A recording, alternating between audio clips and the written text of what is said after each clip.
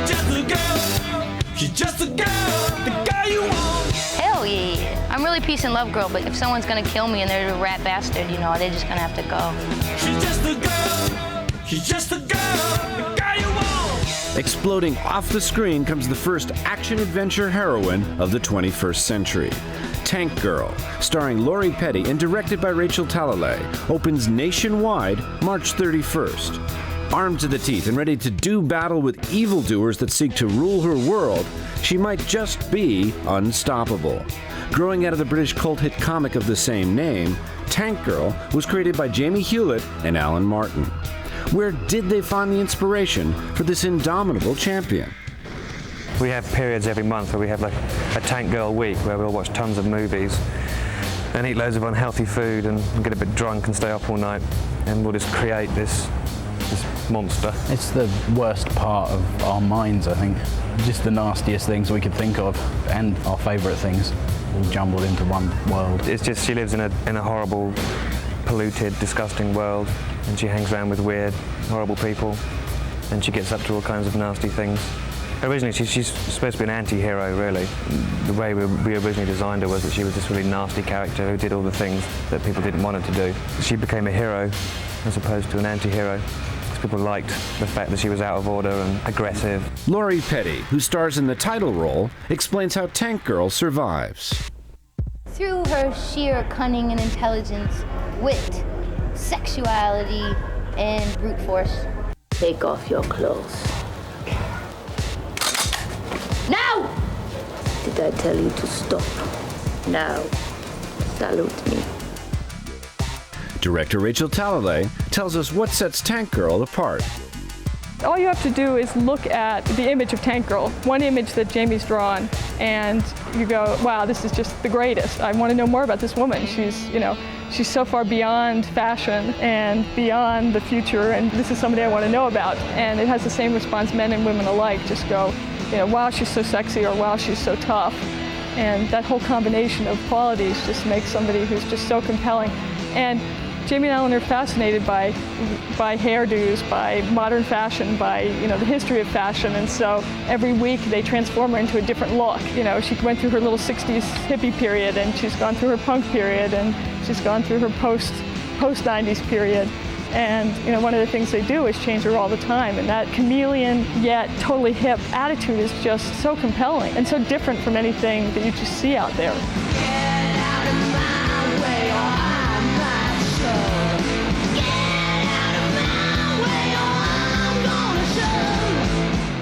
What are you doing? Those guys will mangle you. Jet, they're men. Well, originally it was just a comic book character we came up with, just a female comic book character, as a way of combating all the kind of the crap comic characters that existed at the time. We wanted something different. We wanted to come up with something a little bit spunkier.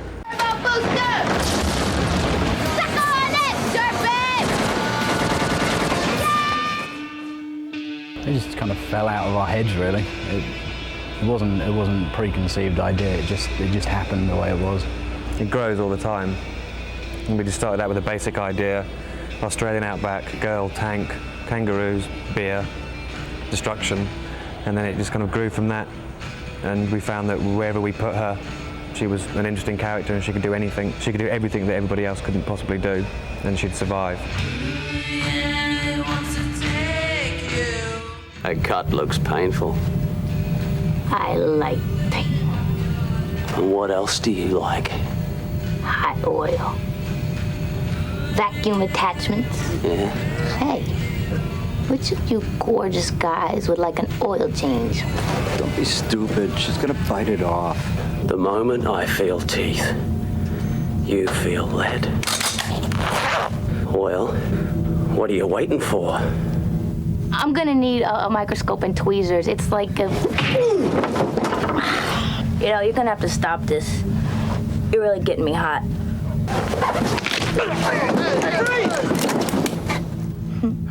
Guess I should not have did that. Oh, can't anybody see? Lori Petty talks about Tank Girl's world.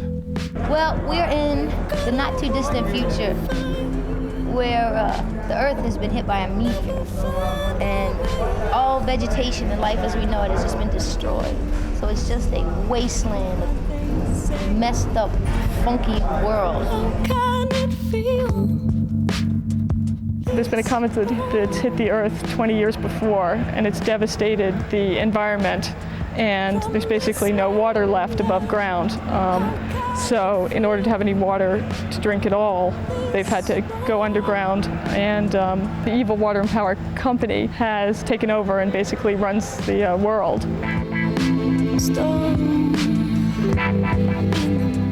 Tank Girl was forced to start protecting herself when she was very young. Well, since the meteor hit when she was 5 years old, Tank Girl's had to really fend for herself. Tank Girl just tries to chill and live her life with her friends. But what happens is the evil Malcolm wants control of all the water. And so we have our own underground water supply. Well, they find the water, so that leads them to us, where most of my family is destroyed, and then I have to seek revenge. Pa-pa-pow.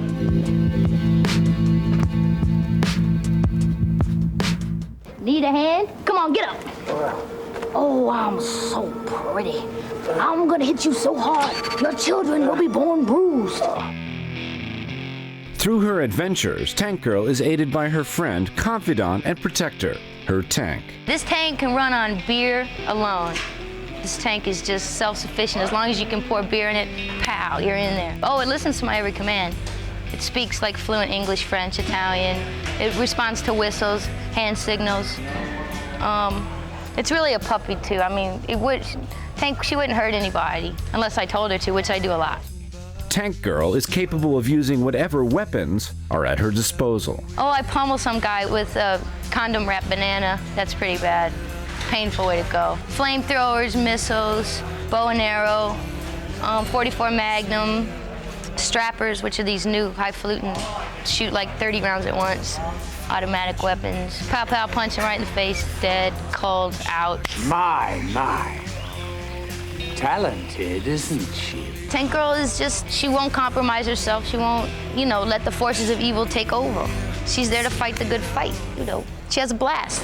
Kick your ass out the back leg! Well, the evil Water and Power Company is run by Malcolm McDowell, and Tank Girl plays a renegade who lives outside the world of the corporation, and she gets captured by Water and Power, and because she's a good fighter, they want her to join up with them. And of course, being Tank Girl, she's totally not interested, wants to be as independent as she possibly can be. I'm offering you the chance of a lifetime, the honor of working for me. Not interested. Not yet. Malcolm McDowell plays Kesley, the head of Water and Power. The thing is that he is the heavy. It takes place in 2030 or whatever, and it's a sort of Mad Max kind of period. The currency is water, and my character is the chairman or the president of the Water and Power, and therefore a very powerful man, and ambitious, deadly, everything, charming, perhaps. Everything that Hitler was. Loves animals, loves dogs, but is a killer. I can hurt you, but you can't hurt me. I suppose he's an immoral man. But then these are extraordinary times. It's hard to put a sort of our morality onto it, sort of onto these times in this circumstances. It's like war, if they're war circumstances, so it's difficult to say. You've all done a masterful job. 95% of the desert and all the water it contains now belongs to Water and Power. Well, I think that deserves a little toast. To Captain DeRouche for securing most of the desert. I can promise you, sir, the Rippers will only be a minor setback. Once I take care of them, that final crack of land will be ours. There are 3 million liters of water underneath the Blue Dunes, and you will retrieve it. Do I make myself clear? Adam was dust until God injected him with life. And do you know what was in that injection? Water.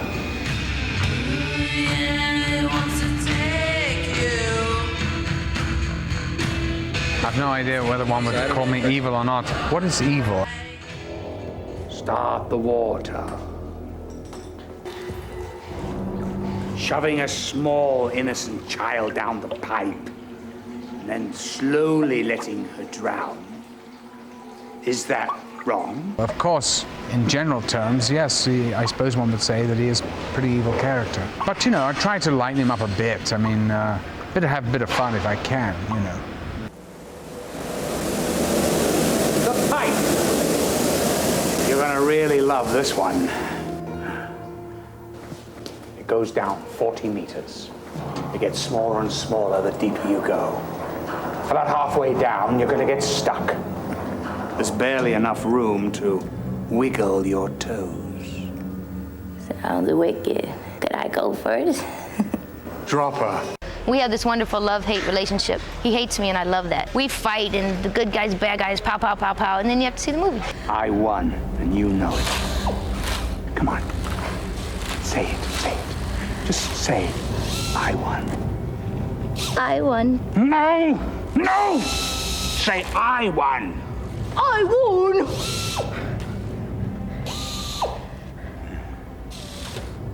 Say it.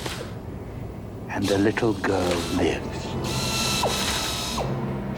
I'd rather her die than live as your slave. She won't do anything that I say. She's such a naughty girl.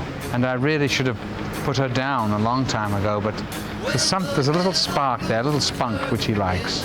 Maybe he sees something of himself. Maybe there's some kind of attraction, I don't know. Maybe it's a sexual attraction.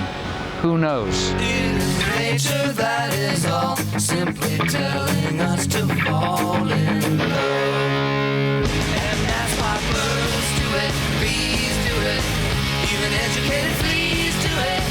Let's do it, let's fall in love. I knew it was only a matter of time. I'm so glad you see things my way now. You know what I see? No? What? This big honking booger hanging out of your left nostril. And if I was you, I'd use this finger to pick it out. I win.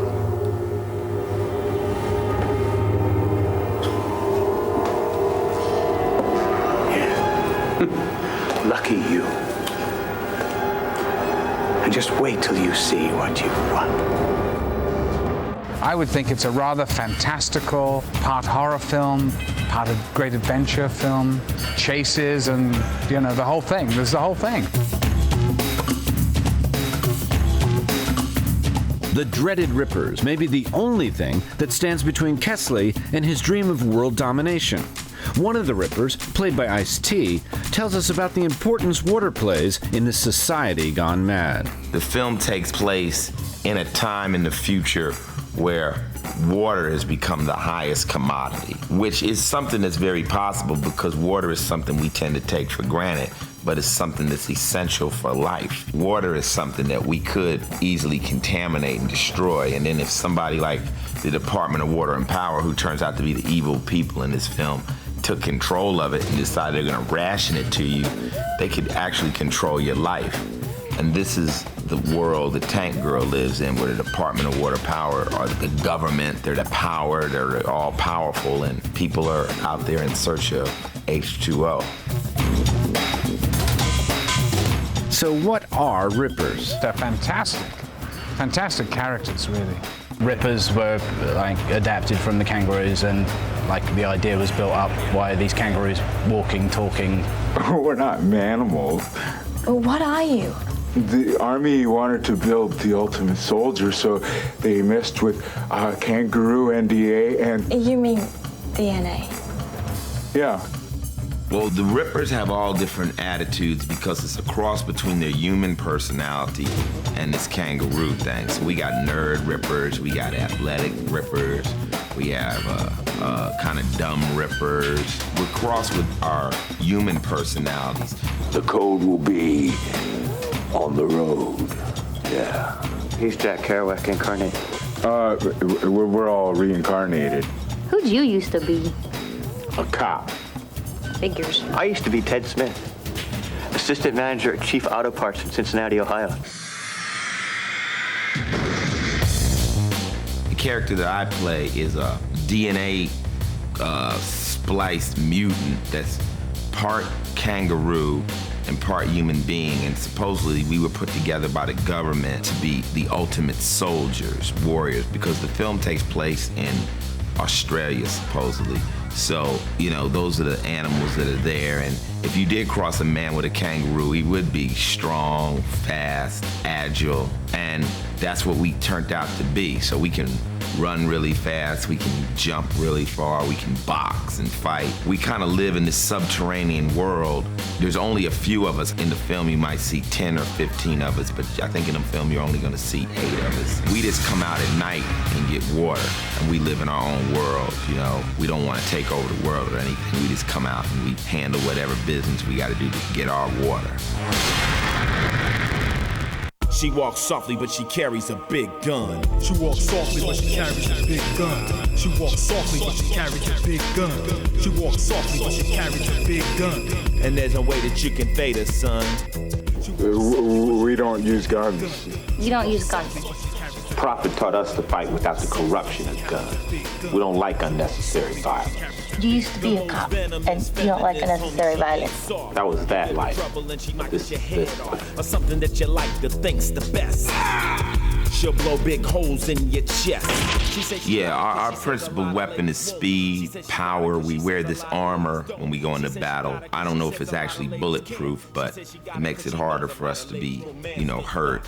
And also we have like these long talons that come out of our hands and stuff. We rip, you know, we whack you with that and there goes your head and stuff. And we're strong, like little Supermen, but it's a trip because it's kind of real, you know, the way if they were to do something like that with a kangaroo, because kangaroos have all this power. Usually everything we see that comes into our world, we kill it immediately. But due to the fact we are male rippers, we haven't really had contact with females. So there's a lot of fascination with the fact that women are amongst us. You know, we're like, there's women there.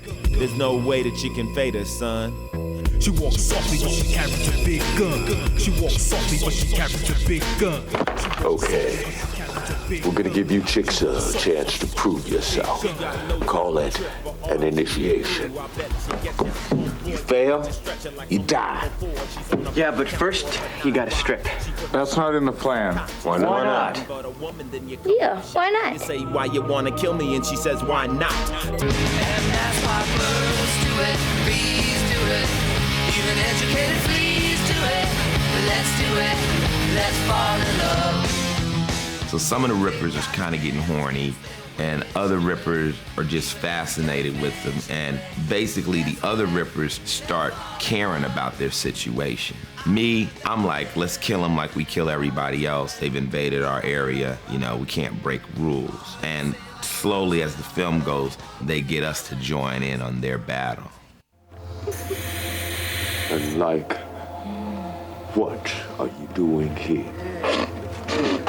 I don't know about you guys, but these girls are making my pants a size too small. Is it true what they say about guys with big shoes? Yeah. He asked you a question, answer it. I thought I was gonna be a stripper in Arizona. I was like, oh, cool, a stripper. I figured it'd be a lot of ladies sticking money in my G-string. I didn't know it was gonna be a ripper, which is a kangaroo in a rubber suit in Arizona. So when I got the call back and they said, no, it's a ripper. I'm like, this is a true story, a ripper. It's a ripper, like a kangaroo. I'm like, yeah, right. And what's the name of the movie? Tank Girl. I'm like, okay. So then I started looking around the room for totally hidden videos and stuff. I was like, something's going on here. So then they told me, they said, the people who are gonna do the makeup are the same guys who did Terminator and they did Jurassic Park. And then I got interested, because I always grew up reading Fangoria magazines and stuff. And I was like, what is it? They said, it's like a monster. Get out of my way or I'm not sure. Get out of my way or I'm gonna show. Ice-T talks about the process of becoming a Ripper, perhaps even more dreaded than the Rippers themselves. Worst experience of my life. I cannot tell you how painful and uncomfortable it is. It's kind of like living in a hefty bag.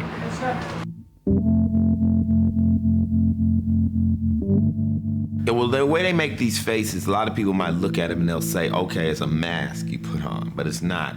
It's like 5 pieces of latex. They stick one across your forehead. They stick one on your nose. No, the one on your forehead comes down over your nose. Then cheek pieces, then a chin piece, and then this big helmet that goes over your head, and then neck pieces, and it's all glued on there directly to your skin. So when you flex your face, you see it through the mask, and they put a whole lot of glue around the eyes, and then they paint it. They paint it just like they're painting a sculpture right on your face. In the ears, there are motors, servo motors, like on a remote control car, and we had these other guys that would stand around and they'd move your ears with remote controls. You had battery packs. It was pretty deep. I told them they should sell those suits to the Department of Corrections after this film. You know, instead of the gas chamber, just make people wear a rubber suit for maybe 6 months or something. From sin to myself, I got nobody on my side. Surely that ain't right.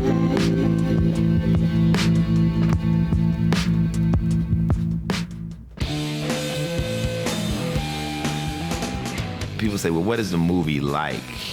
And I told them, well, it's kind of like Road Warrior with a woman as the lead mixed with Road Runner. It's kind of like that, you know, it's out there, but now I don't know if you can really categorize it, you know, but knowing it's a comic book from the beginning, that'll help you understand some of the humor and, you know, some of the outrageousness that will go on in the film.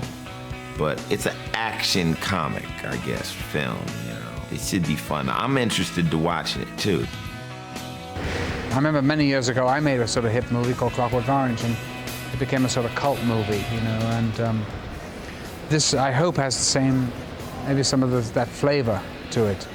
It's futuristic kind of things, and these wonderful rippers. They're quite remarkable, and I think they're fun for people to watch. You know, you won't see this on a TV show. Hey, hey, mockingbird girl, got a plan to hold you down.